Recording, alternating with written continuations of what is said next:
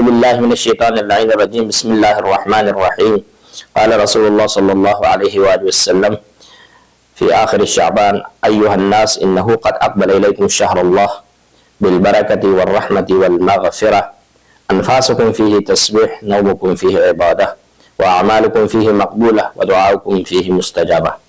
پیغمبر اکرم صلی اللہ علیہ وآلہ وسلم کے اس عظیم خطبے کے چند جملات کی تلاوت کا شرف حاصل ہوا۔ پیغمبر اکرم صلی اللہ علیہ وسلم اس خطبے میں ارشاد فرما رہے ہیں کہ اے لوگو تمہاری طرف وہ مہینہ آ رہا ہے جو برکتیں اور رحمتیں اور مغفرتیں لے کر آ رہا ہے، اور اس مہینے کی عظمت یہ ہے کہ اس مہینے میں تمہارا سونا عبادت ہے، تمہاری ہر اعمال مقبول ہے اور تمہاری دعائیں مستجاب ہے۔ عزیزان محترم، خطبہ ایک ایسا عظیم خطبہ ہے جو عام کسی شخصیت کا نہیں بلکہ نبی اعظم وما ينطق عن الهوى ان هو الا وحی یوحی کے لسان وحی سے صادر شدہ جملے ہیں۔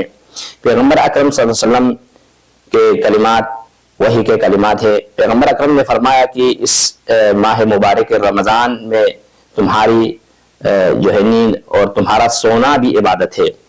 عزیزان محترم، عبادت کسے کہا جاتا ہے؟ عبادت وہ شے ہے جسے ما یقرب به الی اللہ تعالی بالقصد، عبادت قصد کے ساتھ کسی چیز کا بجا لانا اور جس کے ذریعے اللہ کی قربت حاصل ہو، اسے عبادت کہا جاتا ہے۔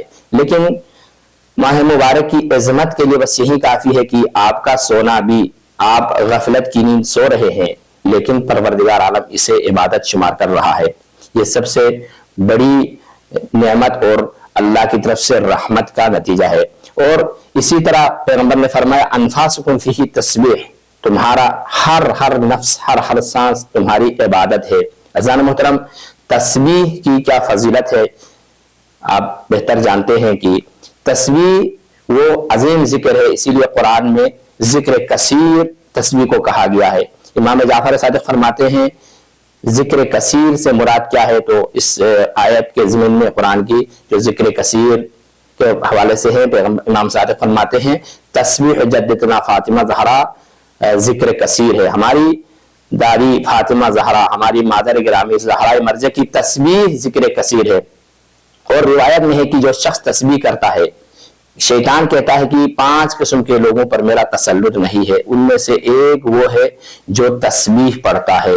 تو پیغمبر ائمہ معصومین کی روایت میں ہے کہ جو شخص تسبیح پڑھتا ہے اس کا طواف ملائکہ کرتے ہیں، یعنی تطوف الملائکہ بحولہ، یعنی اس کے گرد ملائکہ طواف کر رہے ہوتے ہیں جب تسبیح پڑھتا ہے۔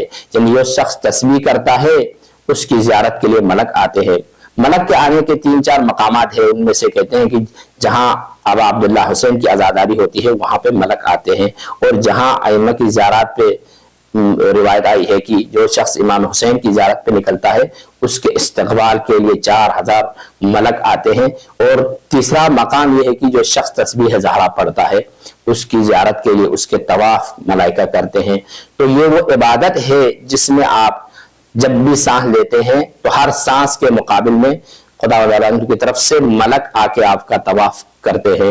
تو اس مہینے کی یہ عظمت ہے۔ وآخر دعوانا ان الحمدللہ رب العالمین۔